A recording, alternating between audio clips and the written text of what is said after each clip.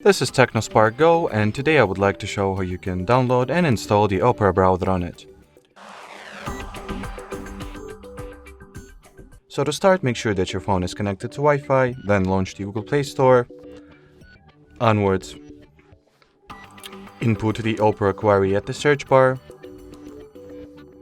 Once the needed app is found, tap at the install button and give it a 10 to 20 seconds to be downloaded and installed depending on how fast is your Wi-Fi connection. Then launch the app once it is ready. And while opening Opera for the first time, you will need to perform a very simple setup. So tap at the continue button, then decide if you would like to set Opera as your default browser app, or you can simply skip this step.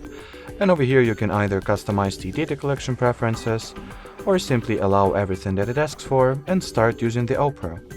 So that will be it for this video. Thanks for watching and bye bye.